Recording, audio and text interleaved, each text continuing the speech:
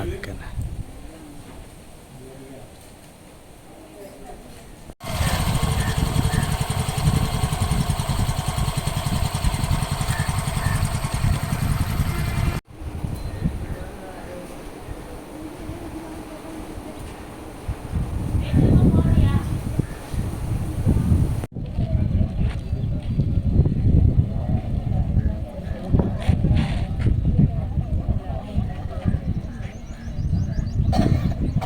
திருநெல்வேலியிலேருந்து general manager பொது மேலாளர் பேசினாங்க.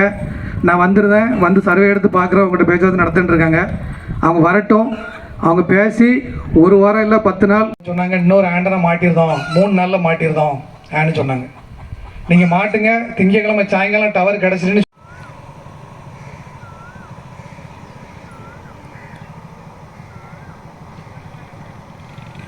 ஒத்தி வைங்க, நாங்கள் வந்து மாட்டியிருந்தோம் அப்படின்னாங்க.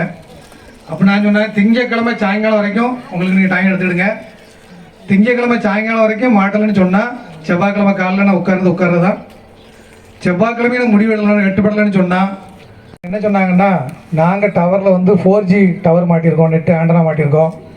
மிட்டார் காலத்தில் வந்து 2G ஆண்டனா மாட்டியிருக்கோம். அங்கேருந்து அந்த அலைக்கற்றை வந்து எடுத்து கொடுக்க மாட்டேங்குது. அது 4.5 கிலோமீட்டர் இருக்குது. திரும்பலாபுரத்தில் 6 கிலோமீட்டர் இருக்குது. பெட்டக்குளம் 8 கிலோமீட்டர் இருக்குது. ஃபோன் பண்ணுங்க அப்படின்னேன். ஃபோன் பண்ணாங்க. எங்கள் வீட்டுக்குள்ளே அப்படியே கூட்டு போனேன். ஃப்ரெண்டில் மொதல் ரூமுக்கு போனோடனே அவங்களுக்கு கட்டாயிட்டு எனக்கு அந்த மாதிரி இவங்க திருப்பி வச்சுக்கிட்டு உட்காந்துருக்காங்க. டவர் வருதான்னு. டவர் வரல. அதுக்கப்புறமா அந்த அதிகாரிகள் ஃபோனில் பேசினாங்க. பேசினோடனே சொன்னேன், அப்போ சாருங்க வாங்க, இருந்த மாதிரி தான் இருக்குது, நீங்கள் எந்த நடவடிக்கையும் எடுக்கலை அப்படின்னேன். சார் ஒரு 10 நாள் டைம் தாங்க. எங்கள் ஊராட்சி பொறுத்தவரை யார் வீட்டில் 10 மணிக்கு பிறகு வீட்டு உள்ளே போயாச்சுன்னா செல்லு பேசவே முடியாது. வெளியே இருக்கவங்களும் தொடர்பு கொள்ள முடியாது, இவங்களும் தொடர்பு கொள்ள முடியாது. இது எங்களுக்கு ரொம்ப மிகுந்த பாதிப்பாக இருக்குது. அது இல்லாமல் இப்போ எல்லாமே ஆன்லைன்.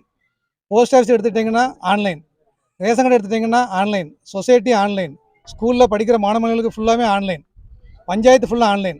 ஒரு ரசீது போட வந்தாங்கன்னா வருவாய்த்துறைக்கு விஓக்கு ஆன்லைன். ஒரு சாதாரண விவசாயி ஒரு ரசீது போட வந்தாங்கன்னா 2 மணி நேரம் காத்திருக்காங்க. அவங்க அன்றைக்கி வேலைக்கு போக முடியல. சொசைட்டியில் போய் அரிசி அங்கே போனாங்கன்னா அந்த கை ரேகை விளமாட்டுக்கு, அதுக்கு ஆன்லைன் இல்லை.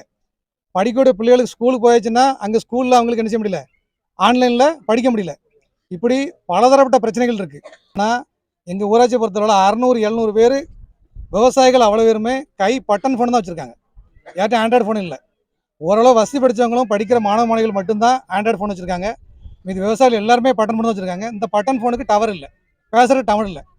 அதனால் எங்களுக்கு இந்த கெட்டிருக்க டவர்லே வந்து 40 லட்ச ரூபா மதிப்பீடு இருக்கும். ஒரு பைசாவுக்கு பிரயோஜனம் இல்லை. இவங்க டவர் மாட்டினதுனால தனியார் நிறுவனத்துக்காரங்க ஏர்டெல், ஜியோ இவங்களும் நிச்சயம் மாட்டுக்காங்க, டவர் மாட்டுறதுக்கு வரமாட்டுக்காங்க. வந்து சர்வே எடுக்காங்க, எடுத்த உடனே பிஎஸ்என்எல் டவர் மாட்டிருக்காங்க, அதனால் உங்களுக்கு அவங்க தான் பண்ணி தரணும், எங்களால் முடியாது. ஒரே ஊராட்சியில் ஒரு ஊரில் 2 டவர் போட முடியாது, உங்களுக்கு அவ்வளோக்குள்ள மக்கள் தொகை இல்லை அப்படின்னு சொல்லி அவங்களும் எங்கள் ஊரை ஒதுக்கி வைக்காங்க. அவங்களே வந்து முந்தாள் வந்தாங்க, எங்கள் ஊரில் எல்லார் வீட்டுகளும் போய் பார்த்தாங்க. அவங்க செல்லுலேயே டவர் கிடைக்கல. பிஎஸ்என்எல் அதிகாரி எல்லாருமே பிஎஸ்என்எல் சிம் தான் வச்சுருக்காங்க, பிஎஸ்என்எல் நம்பர் தான் வச்சுருக்காங்க. அவங்களுக்கு வந்து இலவசம். அவங்க செல்லேருந்து அடுத்த ஆளுக்கு கூப்பிட்டா கூட அவங்களுக்கு கான்டாக்ட் தொடர்பு கொள்ள முடியல. அவ்வளோ பேர் வந்து நடந்திருக்க தவறு ஒப்புக்கொண்டு தான் போனாங்க. ஆனால் இது வரைக்கும் எந்த நடவடிக்கையும் எடுக்கலை. இன்றைக்கி அதனால் நாங்கள் ஒரு நாள் உண்ணாவிரதம் இருக்கோம்.